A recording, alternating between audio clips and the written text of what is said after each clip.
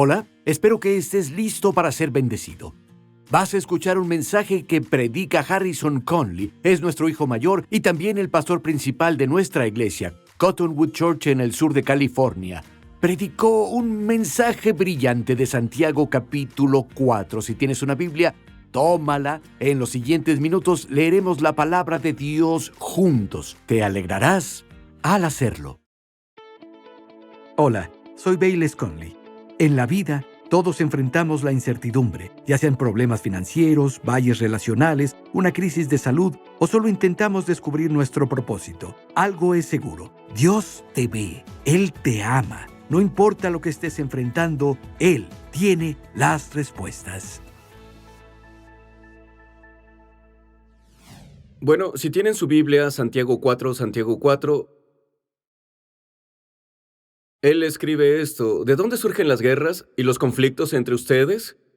¿No es de las pasiones que luchan dentro de ustedes mismos? Desean algo y no lo consiguen, matan, y sienten envidia y no pueden obtenerlo, riñen y se hacen la guerra. No tienen porque no piden, y cuando piden, no reciben porque piden con malas intenciones para satisfacer sus pasiones. Ah, gente adúltera.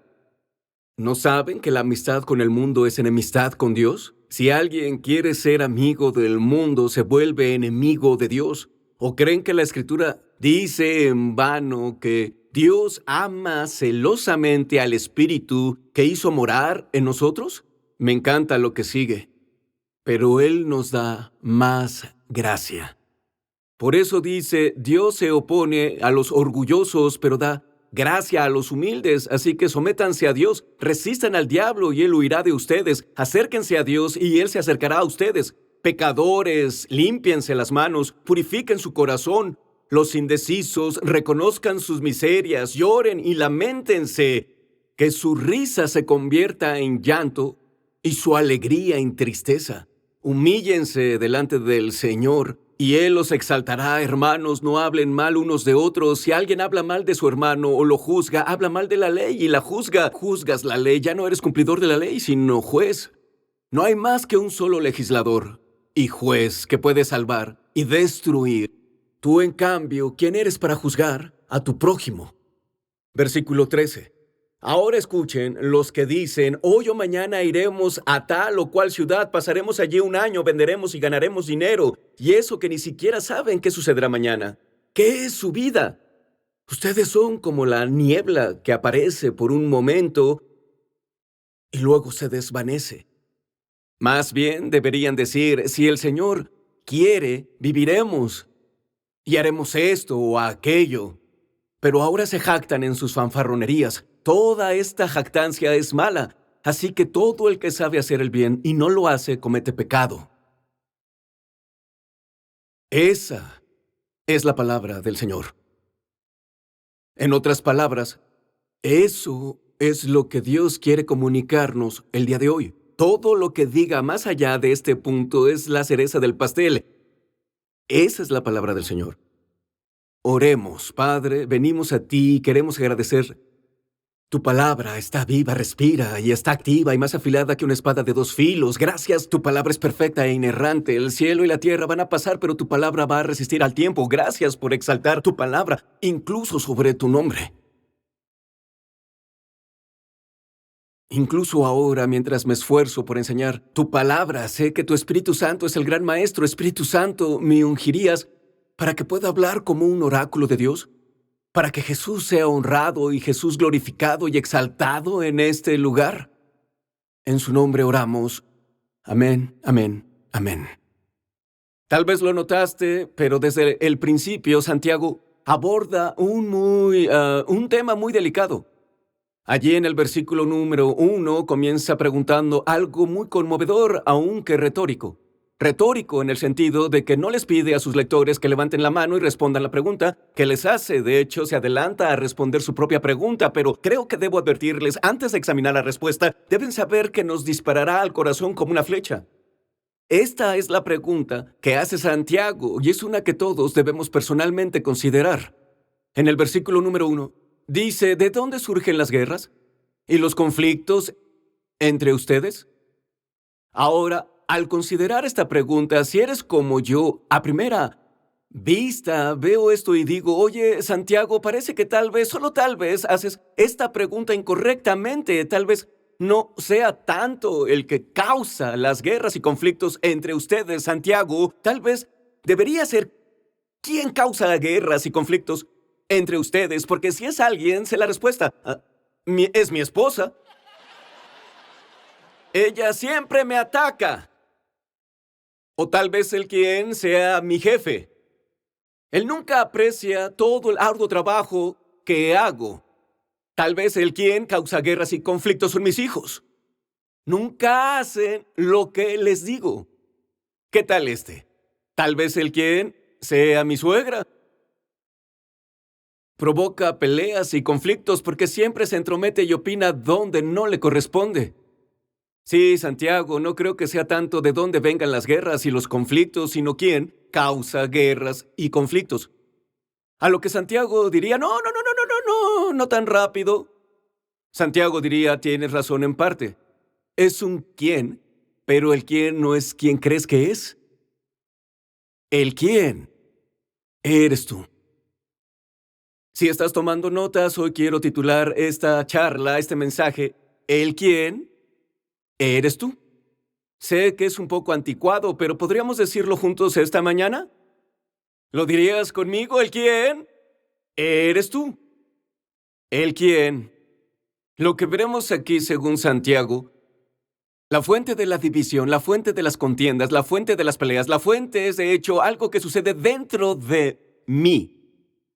No es algo que le pase a mi jefe o a mi suegra, aunque digamos, oye, si vieran las cosas como yo, y claro, es lo correcto, entonces todos se llevarían bien y viviríamos en armonía. Santiago diría, si realmente lo crees, tu vida estará en un caos constante porque no es el punto, no ves la raíz del problema. Santiago diría que el problema real no es algo allá afuera, el verdadero problema es algo aquí, en nuestros corazones.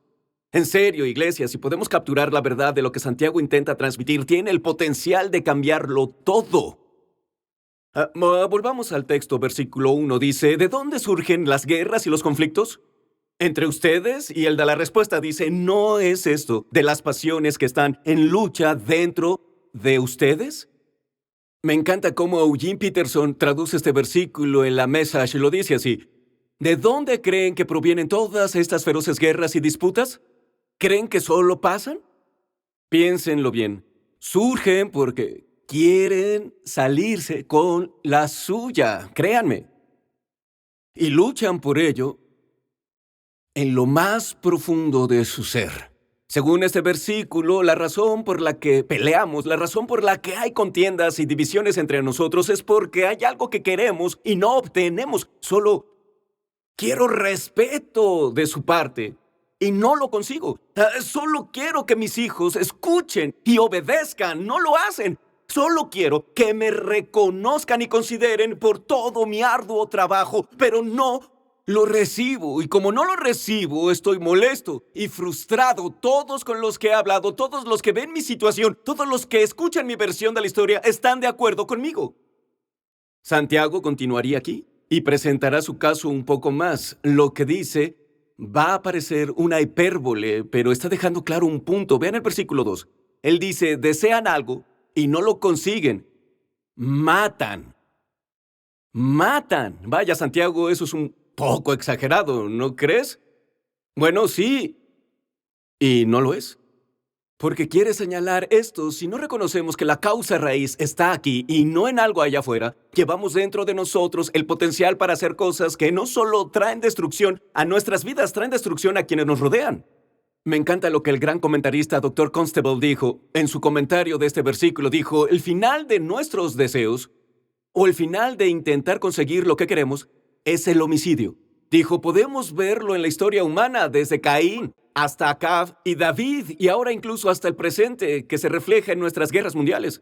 En el texto, Santiago no acusa a sus lectores de homicidio, pero les recuerda las graves y últimas consecuencias de vivir solamente para satisfacer tus propios deseos. Santiago dijo, deseas y no tienes. Por eso matas. Es importante no olvidar que cuando se trata del tema del asesinato, Jesús cambió el estándar. Desde su punto de vista, ya no se trata solo del acto físico de matar. Jesús dijo esto en Mateo 5:21. Él dijo, ustedes han oído que se dijo a sus antepasados, no mates, todo el que mate quedará sujeto a juicio. Pero yo digo, va a cambiar el estándar, que todo el que se enoje con su hermano quedará sujeto al juicio del tribunal. El apóstol Juan, que escuchó a Jesús decir esto, le hizo eco y dijo esto en 1 de Juan 3:15. Juan dijo, todo el que aborrece a su hermano es homicida. Saben que ningún homicida tiene vida eterna permanente en él. Este es el punto. Esto es importante y es algo a lo que todos debemos prestar atención. Nuestros deseos desenfrenados conllevan el potencial de causar todo tipo de daño, no solo a nosotros, sino a quienes nos rodean. Santiago continúa en el versículo 2 y dice, desean algo y no lo consiguen, riñen y se hacen la guerra, codician, miramos a todos los demás, lo que todos los demás tienen y lo que obtienen, y sentimos que no importa lo que tengamos, no importa lo bueno que sea, no es suficiente, tenemos este deseo insaciable de tener más, necesito lo último, necesito lo mejor, nunca tengo suficiente, nunca estoy contento. ¿Por qué es eso? La raíz del problema aquí es que cuando no obtengo lo que quiero, hay algo dentro de mí que se activa y finalmente me lleva a este lugar de lucha o conflicto. ¿En serio? ¿El quién? ¿Eres tú? ¿El quién? Soy yo. El problema está aquí, no afuera. Por favor, entienda, no digo que no haya circunstancias o acontecimientos que no nos molesten. Por supuesto que sí. Ser tratado injustamente debería molestarnos. Que alguien no cumpla su palabra cuando la prometió debería molestarnos. No obtener lo que pagamos o ganamos debería molestarnos. Lo que Santiago dice en realidad nos conecta con el capítulo 3 y lo que aprendimos de la sabiduría divina. Lo que dice es que una persona sabia, cuando surge un conflicto, es capaz de dar un paso atrás, respirar profundo y decir, está bien. Al menos en parte del problema, tengo la culpa porque no obtengo lo que deseo. Cuando se trata de perseguir lo que deseamos, lo siguiente que Santiago nos advertirá es el motivo de esos deseos, es decir, ¿por qué queremos lo que queremos? Vayamos al texto. Tenemos que ir rápido aquí, versículo 2, desean algo y no lo consiguen, matan y sienten envidia y no pueden obtenerlo, riñen y se hacen la guerra. No tienen porque no piden y cuando piden no reciben. ¿Por qué? Porque piden con malas intenciones para satisfacer sus pasiones. Esta es una verificación de motivos importante. La palabra pasión es al final del versículo 3 en el idioma original. El griego es la palabra hedón. De ahí viene nuestro término hedonismo, que es la filosofía que considera el placer como la principal meta y objetivo en la vida. Hedonismo literalmente significa que sigo mis pasiones y voy a permitirle lo que quiero permitirme. Es un estilo de vida de yo primero, donde haré lo que quiera, haré lo que me haga feliz, haré lo que me parezca bien, sin importar cómo afecte a los demás. Es un tipo de vida egocéntrica. Y en esencia, el hedonismo es una sumisión a uno mismo. Voy a perseguir lo que quiero sin importar el costo, ya sea financiero, racional o incluso espiritual. Y Santiago dice que queramos reconocerlo o no, estas pasiones están constantemente en guerra. Ese es el lenguaje que usa, en guerra dentro de nosotros. Si están en guerra, una pregunta surge ahí. Mi mamá siempre me decía de niño, Harrison, se necesitan dos para pelear, se necesitan dos para bailar el tango. Entonces, si en un lado del campo de batalla tenemos estas pasiones, anhelos y deseos, ¿contra quién están en guerra? Santiago nos lo deja muy claro. Él dice que estos deseos y anhelos están en guerra con Dios y su modelo para nuestras vidas. En otras palabras, la batalla que se libra dentro de nosotros es una batalla por la sumisión. Me voy a someter a mí mismo, a mis necesidades, mis anhelos y mis pasiones, o voy a someter a Dios a su palabra y a su forma de vida. Santiago dice que si estás frustrado porque no obtienes lo que quieres, es tal vez porque te estás sometiendo a algo equivocado. La mayoría de nosotros Si somos honestos esta mañana, que por cierto, ser honesto en la iglesia siempre es una buena política. Si somos honestos, la mayoría hemos sido culpables de esto una o dos veces, ¿cierto? ¿Qué tan rápidos somos para decir con la boca que deseamos a Dios, pero nuestras acciones cuentan una historia diferente? Y terminamos persiguiendo nuestros deseos mundanos. Y cuando lo hacemos, esto es lo que Santiago tiene que decir. Versículo 4. Oh, gente adúltera, con signo de exclamación. Cielo, Santiago, eso es un poco fuerte, ¿no crees? Santiago nos deja saber que el pecado en nuestras vidas no es un área donde podamos jugar juegos. Él continúa y dice esto: ¿no saben que la amistad con el mundo es enemistad con Dios? Si alguien quiere ser amigo del mundo, se vuelve enemigo de Dios. La primera ley de la hermenéutica o interpretación de las Escrituras es que las Escrituras revelan. Las Escrituras, sabemos en Juan 1, Juan 3 y Juan 7 y Juan 8 que Dios ama al mundo. El cosmos, el mundo creado, Él ama a la gente del mundo. No puede ser ninguna de esas primeras dos definiciones. Si son esas dos, tienen que ser la tercera. La tercera definición que el Testamento, los escritores del Nuevo Testamento, usan para el mundo, se refiere al reino espiritual que está en oposición a Dios y en rebelión contra su reino. Lo que Santiago está diciendo es: oye, no busques ni persigas la amistad, ni busques puntos en común con el sistema llamado el mundo, que es antidios, antirreino, y promueve la búsqueda de la carne y la mente. Jesús lo dijo así: estarán en el mundo, pero no serán del mundo.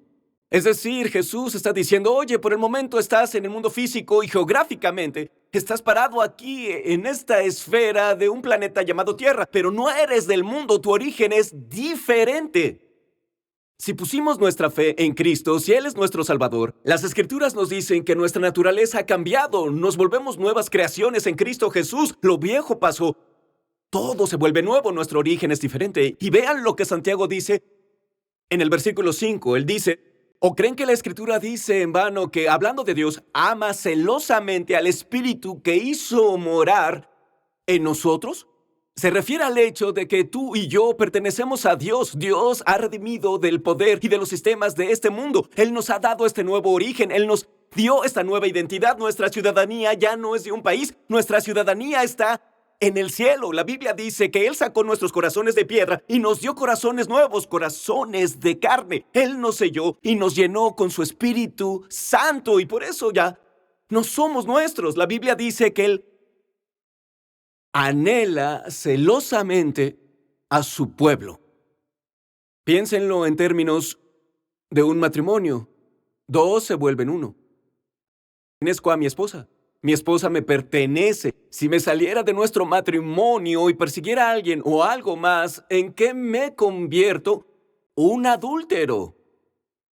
Y siento que he escuchado ese término en alguna parte. Santiago lo dice en el versículo 4. Oh, gente adúltera. ¿Por qué dice eso? Lo dice porque es la imagen que intenta transmitir. Cuando fuimos salvos, nos volvimos la novia de Cristo. Literalmente esa es la imagen que el Nuevo Testamento nos da. Nos volveremos la novia de Cristo cuando nos asociamos con o perseguimos las cosas del mundo. Nos pone espiritualmente en la misma categoría llamada adulterio, excepto que en este caso engañamos a Jesús. Por cierto, Él es celoso de su esposa.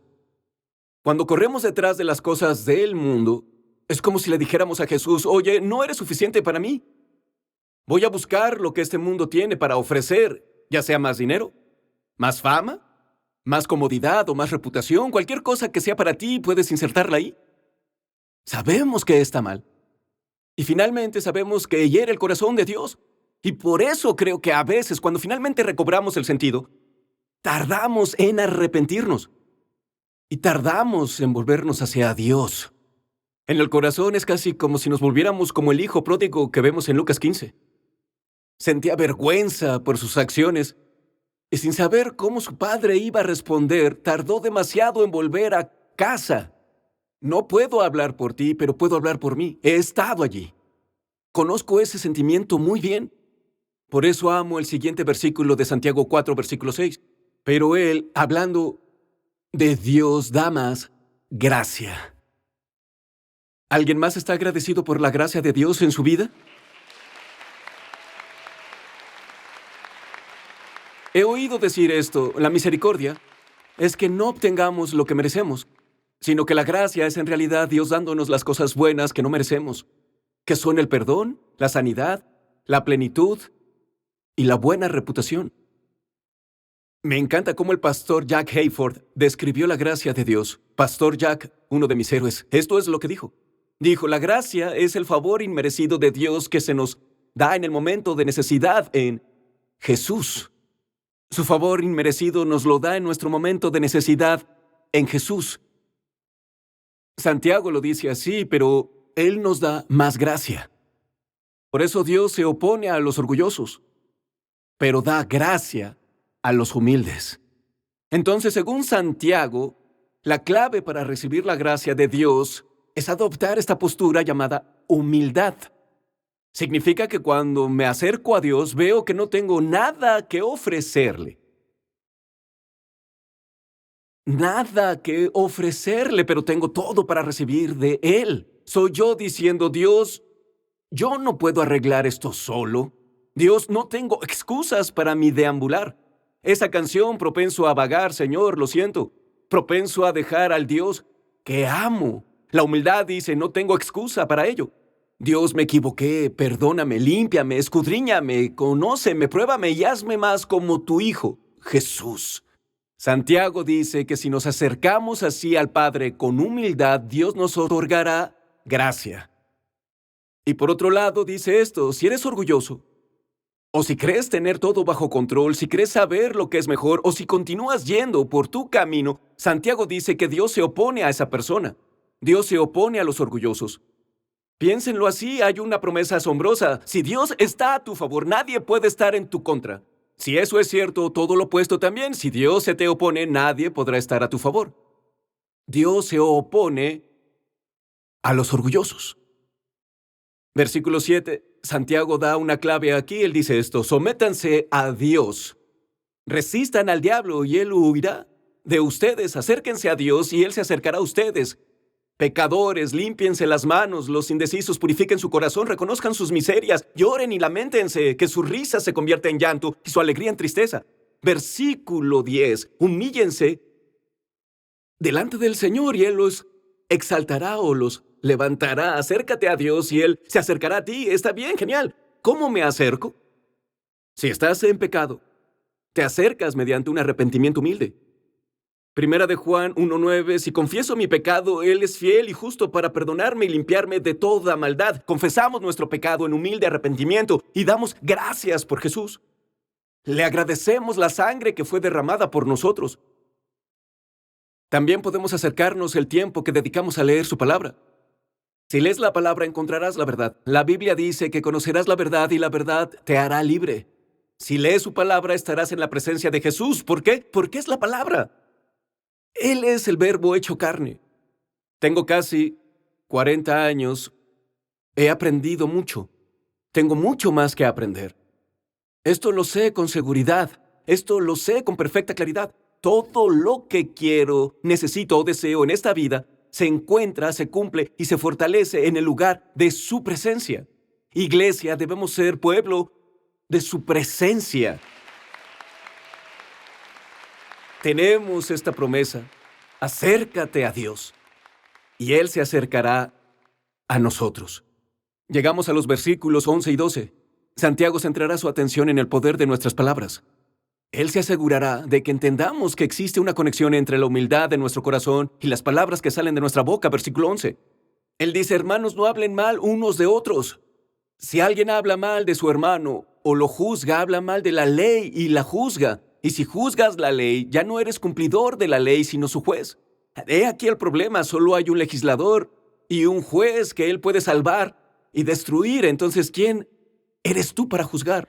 A tu prójimo, Santiago nos está conectando con una parte anterior de la carta, nos lleva al capítulo 3, nos recuerda de nuevo el poder de la lengua. Hablamos de esto hace 2 semanas, el pastor Bayles habló sobre el poder de la lengua. Lo que Santiago dice es, oye, Él recordará lo que te dije. Ten cuidado con lo que dices. Ten cuidado con lo que dices de los otros, porque esas palabras tienen el poder de edificar, pero también tienen el poder de destruir. Luego añade esta otra capa al poder de las palabras. Él lo conecta con lo que hay en el corazón. Es como si hiciera eco de Jesús cuando dijo: de la abundancia del corazón habla la boca.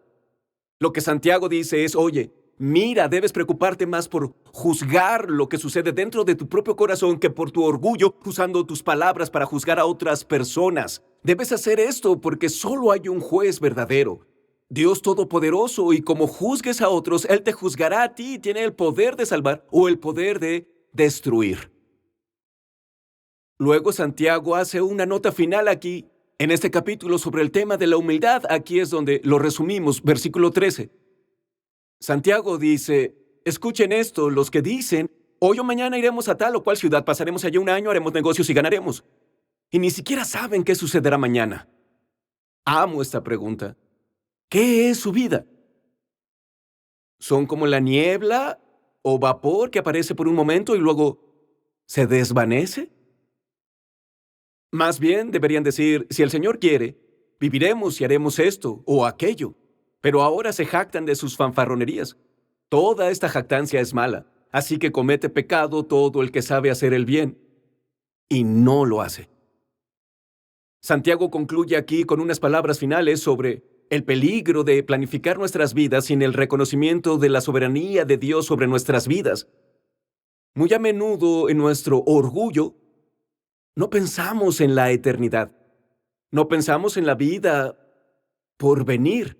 No sé ustedes, pero tengo esta tendencia a consumirme tanto con el presente y hacerme una vida ahora mismo, en el aquí y el ahora, que me olvido de levantar los ojos, olvido que no tengo el poder de mi vida en mis manos. Podemos concentrarnos tanto en lo que está en la agenda para mañana, acumular riqueza, acumular posesiones y esas cosas, que no nos damos cuenta de que el mañana no está prometido a nadie. Santiago dice que nuestras vidas aquí en la tierra son como una niebla, como un vapor. Eso es cierto. La vida es tan breve y tan frágil. La eternidad es tan larga que resulta ridículo cuando concentremos toda nuestra energía y todo nuestro tiempo solo en esta vida. Se ha dicho que esta vida es un vestidor de la eternidad. Esta vida, yo estoy viviendo en ella, la disfruto, sirvo a Dios, amo a mi familia y amigos, pero también me preparo para la vida venidera. Las decisiones que tomo y las cosas que hago, las hago con la eternidad en mente. Todos compareceremos ante el tribunal de Cristo y todos vamos a dar cuenta de nuestras vidas y de las obras realizadas en el cuerpo, ya sean buenas o malas. La Escritura dice: no hay forma de escapar, amigo. Si no has estado viviendo con la eternidad en mente, debes comenzar a pensarlo. No es una pérdida de tiempo cuando lo haces. Te amo y espero verte de nuevo. Agradecemos a los amigos y donadores que hacen posible este programa. Para más información e inspiración, visita bailesconley.com. Oramos para que la bendición de Dios te acompañe siempre.